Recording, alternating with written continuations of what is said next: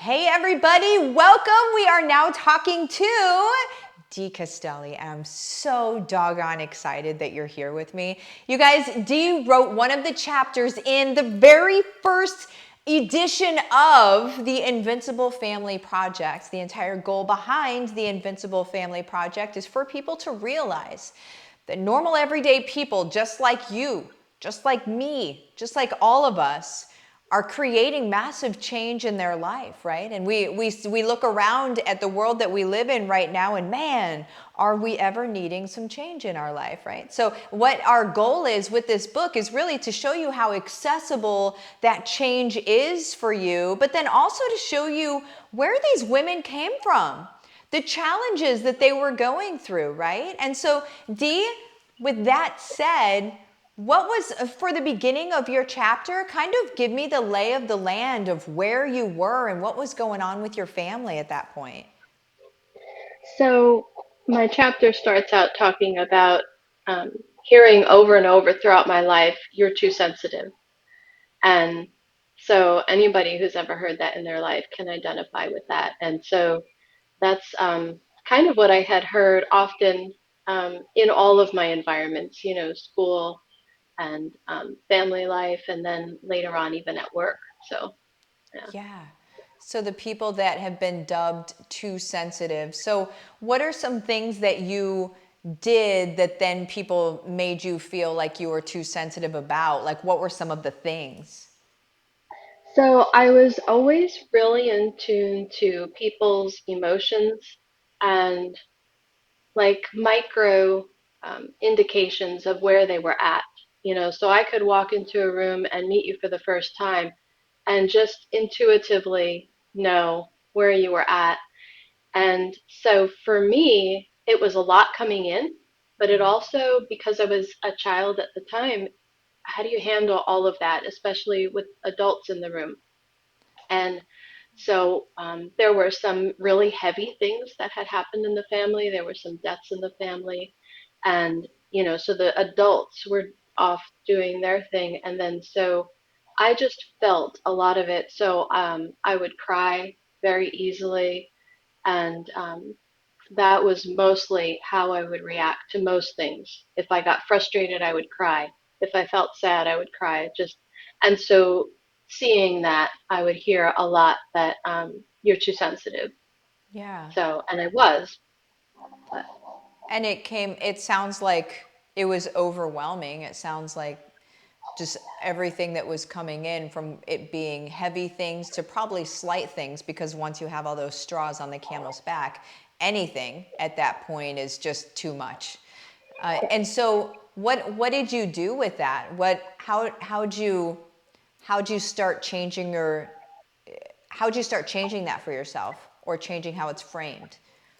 well, what the result was, I had to stuff a lot of things in and just plow through life. And of course, eventually that took its toll because that's never a good thing. So I learned mostly to be happy. And so that was what everybody saw. So emotions like sad, anger, and fear got stuffed way deep to the point where I didn't even know how to access them myself. Wow. I wasn't in touch with my own emotions. Yeah. And so during my life, I just plowed through and I was super strong. And, I rocked it in the corporate world and I was able to do all the big things that people want to do Hmm. and be that strong woman. But at the same time, inside, it was starting to build up. And so, because that's what happens, the body's just going to keep pushing and pushing it up. And, so medical doctors had even told me if you don't figure out how to deal with your emotions, you're going to implode. And that's exactly what happened. So, Oh, wow. What did implosion look like for you? so it was like the perfect storm. I was tapped out emotionally. I got sick, and then I had a reaction to the medication that I took. And I landed in ICU fighting for my life, like literally fighting for my life. I was 3 days in ICU while they were trying to keep me alive. Oh my So, goodness.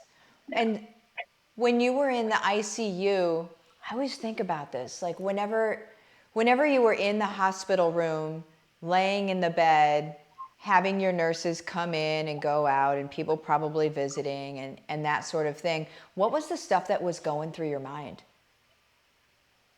At the time, I was just feeling really done because I had hit a wall multiple times in my life. Yeah. It's only inevitable, but it was never this big of a wall. And I Mm-hmm. realized that if I live, I've got to make some big changes. And so that's when I went back to how do you teach a toddler how to get in touch with their emotions, you know? So I went back like to that level of trying to get in touch with my emotions and dig my way out of this situation. And because I was so sensitive and I read a lot about boundaries and a lot about codependency, all the buzzwords for 30 years, Yeah. but it didn't stick because I was sensitive. So how does someone like me do like boundaries? So that's I had to kind of figure it out finally at that age that okay, so how do I figure this out? So gentle boundaries. So I was able to align my gentle, sensitive way with being able to do boundaries without aggression, without even feeling assertive, just really, really gently. So, Wow. That's like, that's earth shattering. That for an individual, and you're using the word sensitive. I'm going to use the word heart-centered, because they're the same. They're not all the same. One does not equal the other. That's not what I'm saying. But there's a lot of on a Venn diagram, there's a big pea pod in the middle there, and for heart-centered people to be able to express boundaries is a very well, it's a necessary thing. It's a necessary thing, but then it's a thing that they feel like they can't do. Like it's just there. They just feel like they have to do what everybody's asking them to do, or they have to say yes to all of these things instead of setting up a fence around themselves in order to have their own space to be themselves. That is so groundbreaking, especially in the world that we live in right now. So that's in your chapter. Are you going to be going into what that looks like for people, or how you brought that about? What can people expect out of your chapter in the book?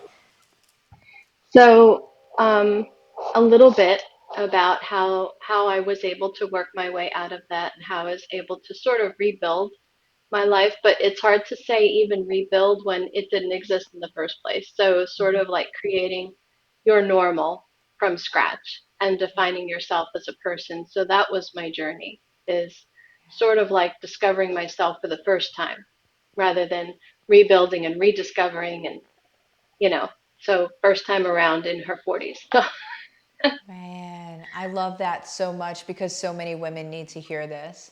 Like they need to. They need to. Because what a lot of people don't realize or just don't think about, quite frankly, is that our kids are watching us, or children around us, maybe not our kids even, but kids in general, younger people are looking to us to see what life looks like and to see what they can do in their life, whether it's from a business standpoint or from a vocation standpoint or from a boundary standpoint. What am I really allowed to do here? How do I exist in this space? What are the things that I'm allowed to do here? And the younger generation, by proxy, by nature, looks at us to see what those rules are. And so whenever you're setting rules like that or boundaries like that, it's such a fantastic thing to be able to give the world, and especially for us, because it's a family book. So for us as moms to be able to share this, what that looks like to our kids, it changes the trajectory of our world, in my opinion. So Dee, thank you so much for writing in the book and sharing what you've gone through, what you're doing in your own world, because it's going to bless so many other people. You guys that are watching right now, there's a link in the description of this video. You're able to go ahead and pick up the book there. Make sure that you read Dee's chapter, but then make sure that you read the whole darn thing, because you're going to see bits of yourself, I think, and a lot of the people that have written in the book. And really, our goal for you, as all of the writers in the book, our goal for you is to see your own value and see yourself in these stories so you know what's possible for you instead of what the media tells you you can't do day in and day out. We want you to see what's really possible for you and to watch your world change. So, Dee, thank you so much. I appreciate you coming on here with me. Thanks for having me. Of course. Everybody, we will see you later. Bye bye.